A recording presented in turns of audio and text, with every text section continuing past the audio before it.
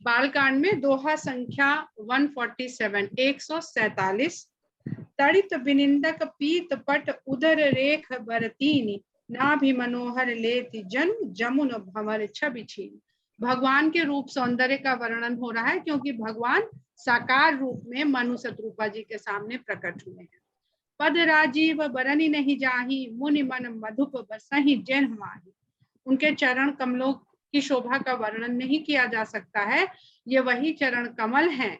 कमल में भंवरे मंडराते हैं तो मुनियों के मन रूपी भंवरे सदा इन चरण कमलों के ऊपर मंडराया करते हैं, यानी उनका ध्यान सदा वहां। मुनि का अर्थ होता है मनन करने वाला। जो मनन करता है वो मुनि कहलाता है। पर किसका मनन करता है? ईश्वर का, ब्रह्म का जो मनन करता है वो मुनि कहलाता है। वाम भाग शोभति अनुकूला आदिशक्ति छबिनिधि जगमूला। उनके वामांग में आदिशक्ति अपने संपूर्ण छवियों की निधि सौंदर्य से भरी पूरी जो प्रकृति को उत्पन्न कर रही है, उसके भीतर सौंदर्य ही सौंदर्य है, वो विराजमान है। जासुअंश उपजहि गुण खानी अगणित लक्ष्य उमा ब्रह्मानी। जिनके अंश से गुणों की खान अनगिनत लक्ष्मी ब्रह्माणी और पार्वती उत्पन्न होती हैं। भ्रकुटी विलास जासु जग होई राम बाम दिस सीता सु। जिनके भ्रकुटी विलास से जग का विस्तार होता है, वही सीता जी रामचंद्र जी के वाम भाग में सुशोभित हो रही हैं। तो मनु शत्रुपा भगवान के किस सगुण, किस साकार रूप का दर्शन कर रहे हैं? राम और सीता का। छवि समुद्र हरि रूप बिलोकी एकटक रहे नयन पट रोकी। छवि के समुद्र भगवान के इस रूप को देख करके दोनों पति पत्नी एकटक देखते रह गए और नयन झपकना भूल गए। चितवही सादर रूप अनूपा तृप्ति न मानहि मनु शत्रुपा। आदर सहित इस रूप को देख रहे हैं, निरख रहे हैं, और मनु शत्रुपा के मन तृप्त नहीं हो रहे हैं। हर्ष विबस तन दशा भुलानी परे दंड इव गहि पद पानी। हर्ष के वशीभूत होकर वो अपने तन की दशा को भूल गए, यानी अपने शरीर की भी सुध बुध भूल गए। मन ऐसा रम गया भगवान के चित्ताकर्षक रूप को देखने में कि वो दंड की भांति गिर पड़े और भगवान के चरण पकड़ लिए। सिर पर से प्रभु निज कर कंजा तुरंत उठाए करुणा पूजा। करुणा निधान भगवान ने उनके शीश पर अपने हाथों से स्पर्श किया और तुरंत उठा लिया। देर नहीं लगाई भगवान ने। आप शरणागत होते हैं दंड की भांति, यानी अब आप ही आप हैं, मैं कुछ नहीं हूँ, मैं तो आपके सामने एक निर्जीव ऑब्जेक्ट की तरह से हूँ। तो भगवान देर नहीं लगाते हैं जब हम इस भाव से भगवान के शरणागत होते हैं। तुरंत उठाए करुणा पूजा बोले कृपा निधान पुनि अति प्रसन्न मोहि जान। मांगहु बर जोई भाव मन महादान अनुमान। फिर भगवान कहते हैं, उन्होंने देखा कि हम दोनों भगवान मतलब मनु और शत्रुपा आनंद की परम अवस्था में हैं, तो कहते हैं कि जो भी आपके मन में इच्छा, ऐसा ना हो ये अवसर चूक जाए और ये जो भक्त मेरे प्रेम में डूबा हो ये मेरी तरफ से खाली हाथ ही रह जाए। तो उसको लाते हैं, अवस्था में वापस लाते हैं और कहते हैं कि मुझे महादानी मान करके जो भी तुम्हारे मन चाहता हो, मन भाता हो, वैसा वरदान मांग लो। कभी कभी एक बार कहीं पूछा हम लोगों ने कि अगर अभी के अभी आपके सामने भगवान, आप लोग जिस भाव में हैं और भगवान प्रकट हो जाए और कहते हैं कि कुछ भी मांग लो, तो हम लोग को समझ ही नहीं आता है कि मांगे क्या। तो भगवान उनको भावावस्था से प्रकृति अवस्था में लाते हैं और कहते हैं कि मुझे महादानी जानो, इतना भी खोए मत रहो कि सौंदर्य में ही खो जाओ, अभी भी मुझे वही जानो जो मैं ब्रह्म स्वरूप में जब होता हूँ। तो जो भी मन भाता है वो मांग लो। सुनि प्रभु बचन जोरी जुग पानी हरि धीर जो बोली जुबानी। म्यूट कर लीजिए प्लीज, किसी का खुला हुआ है। डॉक्टर साहब, डॉक्टर राजादा म्यूट कर लीजिए प्लीज। बहुत सुंदर प्रसंग है, जितना बीच में व्यवधान पड़ेगा आप लोगों के ही आनंद में कमी आएगी।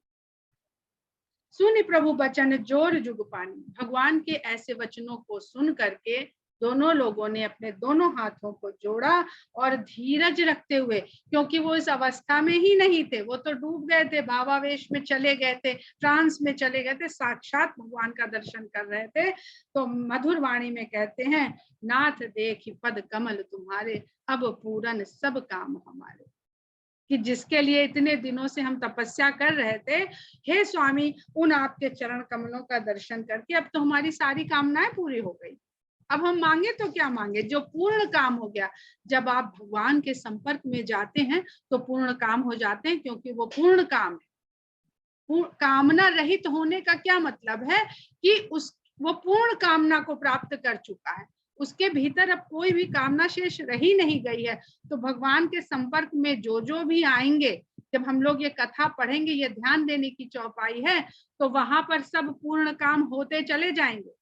चाहे वो रावण हो, चाहे वो शूर्पणखा हो, चाहे वो कैकेयी हो, चाहे वो दशरथ हो, चाहे विश्वामित्र हो, पर उस कामना की पूर्ति का जो लीला के रूप में प्रोसेस है, वो मनुष्य को समझाने के लिए वो लीला चरित्र भगवान को दिखानी पड़ेगी, और संसार के कल्याण के लिए वो सब होगा।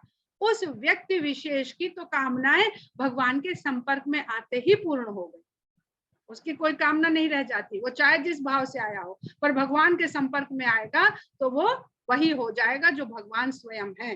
तो नाथ देखि पद कमल तुम्हारे, अब पूरे सब काम हमारे, एक लालसा बड़ी उर्माही, सुगम अगम कही जात सुनाही। पर भगवान ने ऐसी बात कह दी है कि मुझे महादानी मानकर जो मन में भाता हो मांग लो। तो कहते हैं एक लालसा हृदय में पैदा हो गई है जो बहुत बड़ी है, जो कहते नहीं बनती है कि कैसे कहें, क्योंकि ये आसान भी है और बहुत कठिन भी है। क्यों सरल है और क्यों कठिन है? तुम्हें ही देती अति सुगम गोसाई, अगम लाग मोहि निज कृपनाई। क्योंकि आप महादानी हैं, आप परमपिता परमेश्वर हैं, तो आपको देने में तो है नाथ ये बहुत आसान है, लेकिन अपनी कृपणता, मेरा जो छोटापन है उसके चलते हम मांगे कैसे आपसे, तो हमें मांगने में वो बहुत कठिन लग रही है। जैसे बहुत कुछ देने वाला कोई आपके सामने बहुत दरिद्र के सामने खड़ा हो जाए, तो उससे कुछ भी मांगा जाएगा तो वो क्या उससे मांग पाएगा, समझ नहीं आएगा। वो ज्यादा से ज्यादा कह देगा कि भाई हमें रोज का भोजन दे दो, या हमें बढ़िया सा घर दे दो। उसके लिए जो जीवन में सबसे कठिन है वही वो मांगना चाहेगा, जो वो अपने से नहीं कर पाएगा वही तो मांगेगा। जो करने में हम समर्थ हैं वो हम किसी से क्यों मांगे, कह देंगे, हम कह देंगे हमसे ले लो तुम, ये हमारे पास है, तुम्हारी मदद हम कर देते हैं। तो इसलिए उनको बहुत मुश्किल लग रही है, पर भगवान से ये भी जानते हैं, ये भी कह रहे हैं वो कि आप तुम्हें ही देत अति सुगम गोसाई, आपको देने में तो ये बहुत सहज है, सरल है। अगम लाग मोहि निज कृपनाई, लेकिन मेरी दीनता, मैं इतना दीनहीन हूं कि मुझे कहते ला जा रही। अब किसी से कहे कि भैया तुम हमें एसी दे दो, और रहता झोपड़े में हो जहां पल्ला भी ना हो, तो यही होगा, भैया एसी तो हम दे देंगे हमारी क्षमता पर, तुम लगाओगे कहाँ? लगाने की जगह ऐसी काम ही नहीं करेगा तुम्हारे झोपड़े में, उसको कम से कम सीमेंटेड 4 दीवारों और छत का एक कमरा चाहिए, तभी ऐसी इफेक्टिव होएगा। तो वही कह रहे, अपनी दीनता के कारण, अपनी हीनता के कारण हमको मांगने में शर्म आ रही कि हम कैसे इतनी बड़ी चीज मांग ले, हमारा तो हैसियत नहीं है उसको संभाल के रख पाने की। जथा दरिद्र विबुध तरुपाई, बहु संपत्ति मांगत सकुचाई। जैसे किसी दरिद्र को कल्प वृक्ष के सामने खड़ा कर दो और कह दो कि जो भाता है, जो मन है, जो आवश्यकता है मांग लो, पर वो बहुत बड़ी संपत्ति मांगने में सकुचाता है। वो उतना ही मांगने की हिम्मत कर पाता है जितने को वो संभाल सके। तासु प्रभाव जान नहीं सोई, तथा हृदय मम संशय हुई। क्योंकि जो मनुष्य है वो भगवान के प्रभाव को नहीं जानता है, इसलिए उसके हृदय में संशय होता है। शंका हमें अपनी बुद्धि, अपनी मति, अपने ज्ञान के कारण होती है। वो शंका होने का अर्थ ये नहीं है कि ये कमी उस परमपिता परमेश्वर में, ये बाध्यता उस परमपिता परमेश्वर की है। हमने कल बताया था ना कि वो साकार रूप ले सकता है, ये उसकी बाध्यता नहीं है निर्गुण ब्रह्म होने के कारण कि वो साकार रूप ग्रहण नहीं कर सकता। ये हम अपनी बुद्धि से सदा यही सोचते रहते, अरे भगवान दिखते थोड़ी हैं, बस मानने की चीज है, बस भाव की बात है, तो वो हमें भाव भाव में मिलता रहता है। हम एक बार इस विश्वास को पुष्ट तो करके देखें कि नहीं, दिखेगा कैसे नहीं। जैसे विवेकानंद ने बहुत सारे लोगों से संपर्क किया और भगवान को खोज रहे थे, बचपन से भगवान को खोज रहे थे। अपने साईस से पूछा करते थे तुमने भगवान को देखा है? तो हनुमान जी का भक्त था, तो उसने कहा देखा है, कहाँ मिलेंगे? तो बोले कि केले के बाग में मिलेंगे। तो जाके केले के बाग में रात भर टंगे रहे कि आज हनुमान जी के दर्शन होंगे, पर नहीं हुए तो छोड़ दिया कि इसने झूठ बोला। तो जाके बोला, छोटे से थे 8-10 साल के, तो उसने कहा कि अरे हमने तो बच्चा समझ के ऐसे ही कह दिया था, दिखते दिखते थोड़ी है भगवान। तो छोड़ दिया वहीं से, उसको गुरु नहीं माना कि ये तो खुद ही नहीं देखा, ही हमें क्या बताएगा। फिर ब्रह्मवादियों के पास गए, बहुत लोगों के पास गए, ऐसे फिर युवावस्था में पहुंचे। तो जब स्वामी रामकृष्ण परमहंस के पास बहुत कहते सुनते उनके मित्र ले गए, तो पहला प्रश्न उन्होंने यही किया। इवन वो देवेंद्रनाथ ठाकुर जी के पास भी गए थे, जो रविन्द्रनाथ टैगोर के पिता या बाबा थे। पूरा गंगा जी तैर के उनके बजरे पे जाके पहुंचे थे रात में, और इतनी उत्सुकता से कि क्या आपने बहुत बातचीत हुई। फिर बोले आपने ईश्वर को देखा है? तो उन्होंने कहा नहीं। फिर वहां से वो वापिस आ गए। तो जब रामकृष्ण परमहंस के पास पहुंचे तो उन्होंने कहा कि आपने ईश्वर को देखा? तो उन्होंने कहा हाँ। उन्होंने कहा कैसे? तो उनका जैसे हम तुमको देख रहे हैं, तुम हमको देख रहे हो, ऐसे। तो उन्होंने कहा कि हमें भी दिखा सकते हैं? उन्होंने कहा हाँ। और रामकृष्ण ने उनके अंगूठे पर, पैर के अंगूठे पर अपना हाथ रखा था, उंगली से दबाव दिया था, और जो उनको अनुभूति, दर्शन जो भी हुआ था, हम नहीं उसको जान सकते हैं क्योंकि हमारी वो क्षमता नहीं है। उसी दिन से विवेकानंद ने रामकृष्ण को अपना जीवन सौंप दिया था। तो ऐसा गुरु और ऐसा शिष्य, शंकर और पार्वती के बाद अगर कोई सार्थक गुरु और सार्थक शिष्य का उदाहरण हमें देखने को मिलता है आधुनिक काल में, बहुत हुए हैं, तो रामकृष्ण परमहंस और विवेकानंद है।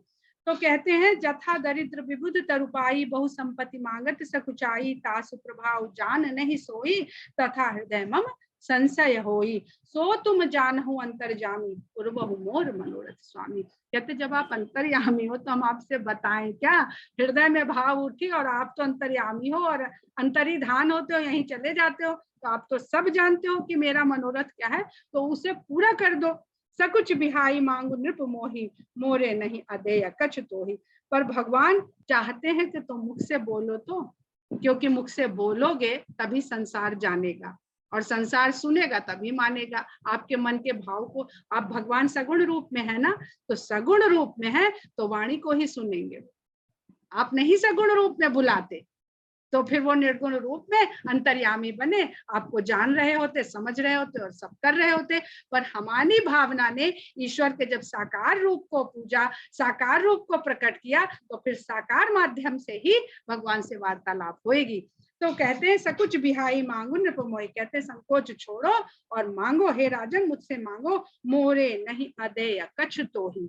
मुझे तुम्हें देने के लिए संसार में कुछ भी अदेय नहीं है। तानि शिरोमणि कृपा निधि नाथ कहूँ सति भाऊ, चाहूं तुम्हें समान सुत, प्रभु सन कवन दुराऊ। तो राजा कहते हैं, मनु कहते हैं कि हे दानी शिरोमणि और कृपा के सागर स्वामी, आप, मैं आपसे सच्चे भाव से, बिल्कुल सच्ची भावना से कहता हूं, आपसे कोई दुराव, छिपाव, भेदभाव, झूठ, असत कुछ भी नहीं कह रहा हूं कि मैं आपके समान पुत्र चाहता हूं। चाहा हूं तुम्हें ही समान सुत, प्रभु सन कवन दुराऊ। आपसे अब मैं क्या छुपाऊं जब आपने कही दिया और आप अंतर्यामी हो, तो जो मैं झूठ भी बोलूंगा तो आप यहाँ निर्गुण रूप में भी विराजमान हो, आप सब जान रहे हो कि इसके मन में कुछ और कहे कुछ और। हम लोग ऐसे बहुत करते हैं जीवन में। तो कहते हैं कि आपके समान सुत चाहता हूं, देख प्रीति सुनी वचन अमूल्य, एवं मस्त कृपा निधि बोले। तो ये अमूल्य वचन सुन करके भगवान चाहते हैं कि कोई उनको मांगे। कोई मांगता ही नहीं है भगवान, सब नौकरी, बीवी, वर, विद्या। हम लोग दिन भर गाने गाते हैं ना, खूब सारी पूजा करते हैं वहां पे कि मैया के दुआरे एक अंधा पुकारे। अंधा क्या मांगे? आंखें, कोढ़ी मांगे काया, बालक मांगे विद्या, बांझिन मांगे पुत्र। तो इसमें भगवान को मान कौन रहा है? कोई मांग ही नहीं रहा, तो इसलिए भगवान नहीं मिलते।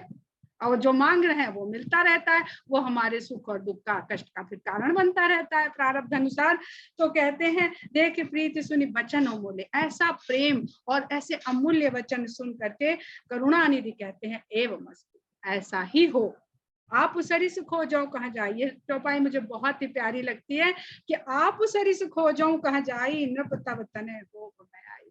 अब अपने सरीखा कहाँ जाके ढूंढे, बड़ा मुश्किल काम बता दिया। इतनी बड़ी सृष्टि ब्रह्मा जी ने रच के रखी है, कौन फाइलें पलटे सबकी मंगवाएं और फिर पलटे कि देखें इसमें कौन मेरे जैसा, बहुत लंबा प्रोसेस हो जाएगा। तो कहते अपने जैसा कहाँ जाकर के खोजूं, तो हे राजन मेरे लिए तो यही आसान लग रहा है कि मैं ही तुम्हारा पुत्र होकर आ जाऊं। मनु ने ये नहीं कहा कि मैं आपको पुत्र चाहता हूं, कहते हैं चाहूं तुम्हें ही समान सुख, आपके समान पुत्र चाहता हूं। यानी अगर माता पिता चाहें तो अपनी संतान को भगवान के समान बना सकते, और जब आप इस भावना से अपना पुत्र उत्पन्न करते हैं, उसको ऐसा प्रेम भाव से पालते पोसते हैं, तो वो भगवान के समान, राम के समान बन जाता है। पर उसके लिए पहले मनु शत्रुपा और फिर दशरथ कौशल्या की श्रेणी तक माता पिता को पहुंचना होता है। तो कहते हैं देख प्रीति सुनि बचन अमोले एव मस्तु करुणानिधि बोले, आप उसरी सको जाऊं कहाँ जाई, नृप तब तनय हो मैं आई, सतरूप ही बिलो की कर जोरे, देवी मांग बर जो रुचि तोरे। अब शत्रुपा की तरफ देखते हैं, भगवान देखिए स्त्री को पूरा बराबर का दर्जा मिल रहा है। ये नहीं कि जैसे आजकल जी पति के पीछे पीछे लग रही, पति ने जो पा लिया वो वही पा लिया। भगवान शत्रुपा की तरफ देख करके कहते हैं कि हे देवी, आपको जो रुचिकर लगता हो आप भी मांगिए, दोनों को मौका दे रहे हैं। तो कहती है जो वरुनाथ चतुर नृप मांगा, सोई कृपाल मोहि अति प्रिय लागा। किस तरह के पति का अनुसरण करने को पत्नी के लिए वेदों में शास्त्रों में कहा जाता है, जो ऐसा हो, जिसका ऐसा भाव हो, जिसकी ऐसी करनी हो, जिसको ऐसी गति प्राप्त करनी हो। ये नहीं कि पति दुर्गति को जा रहा है उसका अनुसरण पत्नी करे तो वो भी दुर्गति को जाएगी। तो कहती है कि जो वर हे स्वामी, जो वरदान मेरे चतुर राजा ने मांग लिया है, वह हे कृपालु स्वामी मुझे बहुत प्रिय लगा है। प्रभु तुरंत सुठी होती ढिठाई, जतपि भगत हित तुम्हें सुहाई।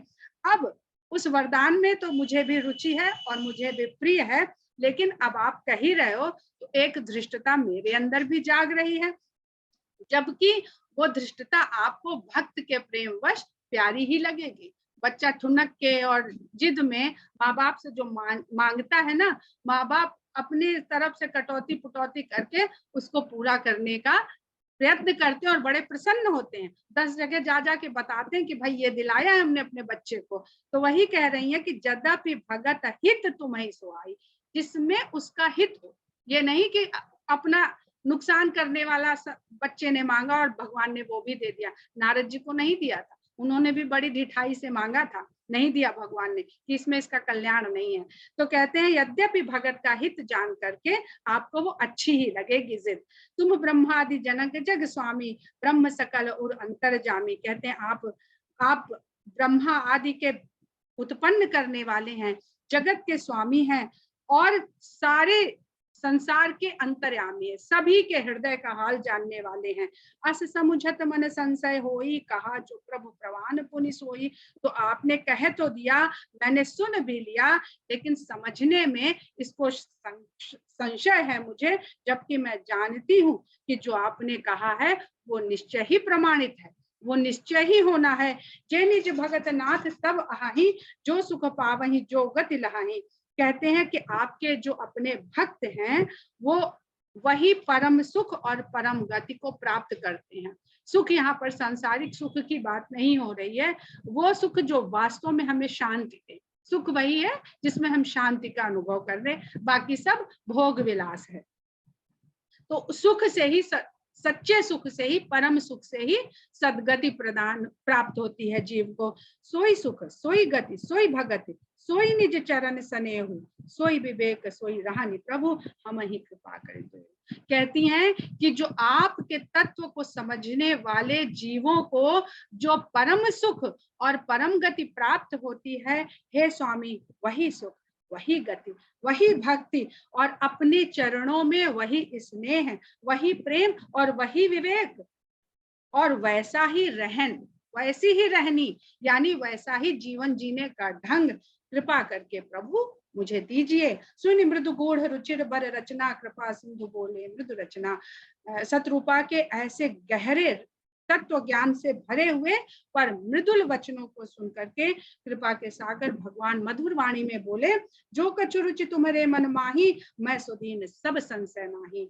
जिस भी चीजों में तुम्हारे मन में रुचि जाग रही है, मैं वह सब तुमको देता हूँ, इसमें किंचित मात्र भी संशय नहीं है। मातु विवेक अलौकिक तोरे, कबहु न मिटे अनुग्रह मोरे। हे माता, जो अलौकिक विवेक होता है, जो सांसारिक परिस्थितियों के आने पर भी प्रभावित नहीं होगा। हम सबके अंदर विवेक होता है, लेकिन जैसे ही सांसारिक परिस्थितियों में हम पढ़ते हैं तो विवेक गौड़ हो जाता है और हम उस परिस्थिति के अनुसार बिहेव करने लगते हैं।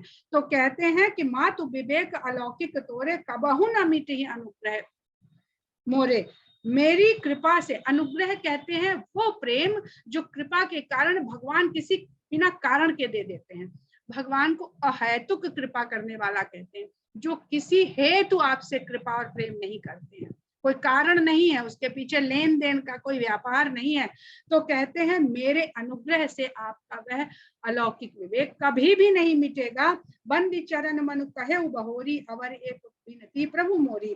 तब बंदी चरण मनु कहे बहोरी, जब भगवान मनु जी ने सोचा कि भाई पुत्र तो आएगा, तो इनको तो ऑटोमेटिकली मिल गया, पति पत्नी मांगा हमने पर पुत्र तो इनका भी हो गया, तो इन्होंने मौका चूका नहीं और उसमें भगवान से अपने लिए ये मांग लिया। तो कहते हैं हमको भी यह मौका नहीं चूकना चाहिए। तो तुरंत उनके चरणों की वंदना करके मनु जी कहते हैं कि भगवान फिर मेरी भी एक विनती सुन लो, आपने इनको अलौकिक विवेक दे दिया है। वो क्या मानते हैं, उन्होंने कहा कि जो गति, जो प्रेम, जो भक्ति, जो भावना परम तत्व के ज्ञाता लोगों को होती है, आप बेटे बन के आओ। कौशल्या शत्रुपा ने मांगा तो हम भूले नहीं, हमारे ये ध्यान रहे कि आप वही परम ब्रह्म, परम पिता परमेश्वर हो। तो मनु जी कहते हैं सुत विषयी तब पदिरति हो, मोहि बड़ मोह कहे के। कहते हैं भगवान ऐसा ना हो कि पत्नी मांग रही मेरे साथ भी यही हो जाए, तो वो तो पुत्र प्रेम में विह्वल हैं, भगवान को पुत्र की ही तरह चाहते हैं। तो कहते हैं मेरा भाव सदा आपके प्रति पुत्र का ही रहे, चाहे मुझे कोई अज्ञानी कहे, मूर्ख कहे, चाहे जो कहे, चाहे मोह से घिरा हुआ कहे, लेकिन मेरे ध्यान से ये ना सोचे कि भैया टिकट कटी है तो हमें भी उसी गाड़ी में सवारी करनी पड़ जाए जिसमें पत्नी को, क्योंकि पति को मिला तो पत्नी को मिल गया, अब पत्नी को विवेक ज्ञान मिल रहा है कि कभी नहीं जाएगा तो मुझे ना मिल जाए, तो मैं पुत्र सुख लेने से वंचित रह जाऊं। और मांग तो मैं इसलिए रहा हूं कि मैं वात्सल्य प्रेम में डूबा रहूं भगवान के। तो कहते हैं सुत विषय तब पद रति हो, आपके चरणों में मेरी जो प्रीति हो वो सदा पुत्र की ही भांति रहे, मैं आपको सदा अपना पुत्र ही मानूं। मोह बड़ मूढ़ कहे कि न कहूं, चाहे कोई मुझे महामूर्ख ही क्यों ना कहे। मन बिनु फन जिम जल बिनु मीना, मम जीवन तिन तुम्हारी अधीना। जैसे फन के बिना मणि, जल के बिना मछली हो, ऐसे ही मेरा जीवन आप पर ही आश्रित हो, आपके ही अधीन हो। अस बरु मांगी चरण गही रहे हो, एवं मस्तु करुणा निधि कहो। जब ऐसा वर मांग करके मनु जी ने भगवान के चरण पकड़े तो करुणानित भगवान ने उनको भी एवं मस्तु कहा, अब तुम मम अनुशासन मानी, बस हो जाई सुरपति राजधानी। कहते हैं कि अब अनुशासन, भगवान प्रकृति के अनुशासन को कभी नहीं तोड़ते, चाहे वो साकार रूप में आएंगे तो चलेंगे वो किसके नियम के अनुसार, जो उनकी आदि शक्ति है। जब आदि शक्ति को उन्होंने ये अथॉरिटी दे दी कि ये आप संसार को रचिए और ऐसे चलाइए, तो जब वो संसार में आ गए साकार रूप लेके, तो वो भी उसी प्रकृति और माया के अधीन जीवन लीला करते हुए दिखाई देंगे। तब वो भगवान नहीं है कि नहीं जी मैं तो तुम्हारा स्वामी हूं, मैं ब्रह्म हूं, मैं तो नहीं मानूंगा ये। तो ये सब देखिए कितना संतुलन है प्रकृति के सुचारू रूप से चलते रहने का। तो कहते हैं कि अब आप मेरी अनुशासन को पालन करते हुए जाइए और देवों की, इंद्रराज की राजधानी में जाकर के वास करिए। यानी अब आप जो भी सुख शांति है वो जाके जीवन बिताइए, बहुत तपस्या कर ली आपने। कह करी भोग विशाल तात गए कछुकाल पुनि, हुई हूं अवध बुआल तब मैं हो कुमार सूत। बहुत ही अच्छा सोरठा है। यहाँ पर तुलसीदास जी ने एक शब्द जो लिया उस पर बहुत ध्यान देने की आवश्यकता है। वो ये भी लिख सकते थे कि तह करि भोग विलास तात गए कछु काल पुनि, क्योंकि कहाँ भेज रहे हैं, राजा इंद्र की राजधानी में, स्वर्ग के अमरावती में जाने की बात कर रहे हैं, जिसको हम ये मानते और जानते हैं कि जो भोग विलास की जगह है, पर तुलसीदास जी यहाँ पे भोग विशाल कह रहे हैं। अगर छंद की मात्रा निवेदिता जी को बहुत अच्छी नॉलेज है छंदों की मात्राओं के रूप में, तो विलास लिखने से भी छंद में कोई भी कमी नहीं आने वाली थी।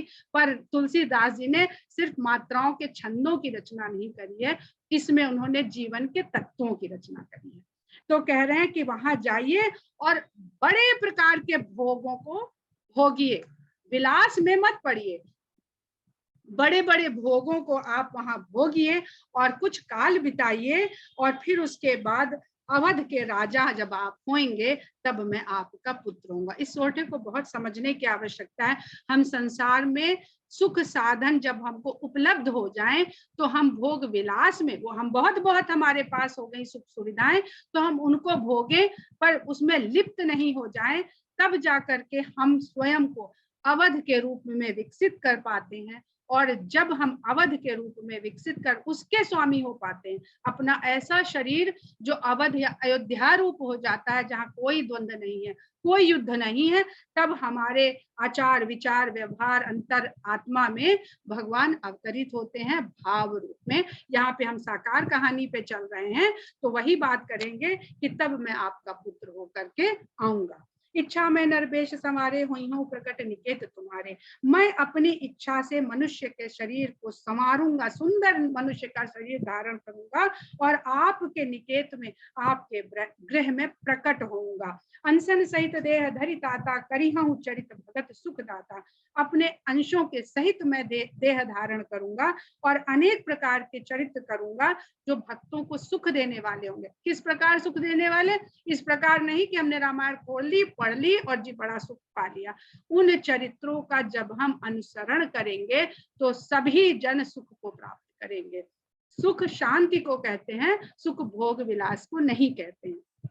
जय सुनी आदर नर बड़भागी, भव तरी है ममता पद मद त्यागी। जो भी मनुष्य इसको आदर के सहित सुनेंगे वो बड़े भाग्यशाली होंगे, और वो इस भव संसार में ममता और मद, अहंकार और मोह रूपी प्रेम को त्याग करके भवसागर से तर जाएंगे। आदि शक्ति जही जग उपजाया, सो अवतर ही मोर यह माया। मेरी जो आदि शक्ति है, जिन्होंने इस संसार को, जो हमने ऊपर बात कही थी, जिन्होंने इस संसार को उपजाया है, उत्पन्न किया है, वो मेरी माया भी इसके साथ ही अवतरित होंगी। पुरव मैं अभिलाष तुम्हारा, सत्य सत्यपन सत्य हमारा। मैं आपकी इस अभिलाषा पूर्ति करूंगा। ये वचन, ये प्रण मेरा सत्य सत्य और केवल सत्य है। पुनि पुनि ऐसे कही कृपा निधाना, अंतर्ध्यान भय भगवान। बार बार कृपा निधान भगवान ने यह वाणी, यह वचन मनु जी से कहे और फिर भगवान अंतर्धान हो गए। दंपति उर्धरि भगत कृपाला, तही आश्रम निवसे कछु काला। अब भगवान के इस प्रकार के वचनों को सुन करके और इसको अपने हृदय में धारण करके दंपति ने कुछ काल, यानी उनके इस देह के जीवन का जो भी समय बचा था उसको आश्रम में रहते हुए बिताया। समय पाई तनु तज अनियासा, जाय कीन अमरावती बासा। फिर समय आने पर अनायास ही प्राण त्यागे। अनायास प्राण त्यागने का मतलब कढ़िल कढ़िल के रोग और व्याधि में फंस के नहीं प्राण त्यागे, अनायास समय पूरा हो गया और प्राण ने शरीर छोड़ दिए। ऐसा प्राण निकलना भाग्यशालियों को मिलता है, पर पूरा समय बिताने के बाद। ये नहीं कि बीच में जा गए और हार्ट फेल हो गया और मर गए पट्ट से, तो लोगों ने कहा भाई बड़े भाग्यशाली थे। इसको नहीं कहते भाग्यशाली। साफ साफ लिखा है, समय पाई तनु तज अनियासा, जाई कीन अमरावती बासा। यह इतिहास पुनीत अति, उमय ही कही वृषकेतु, भरद्वाज सुन अपर पुनि, राम जन्म कर हेतु। तो भरद्वाज जी से याज्ञवल्क्य मुनि कहते हैं कि यह पवित्र सुंदर इतिहास जो शंकर भगवान ने उमा से कहा, ये मैंने आपको सुनाया। हे भरद्वाज, अब भगवान के अवतार का एक कारण और सुनिए। अब यहाँ से याज्ञवल्क्य और भरद्वाज जी का संवाद फिर से आरंभ होता है।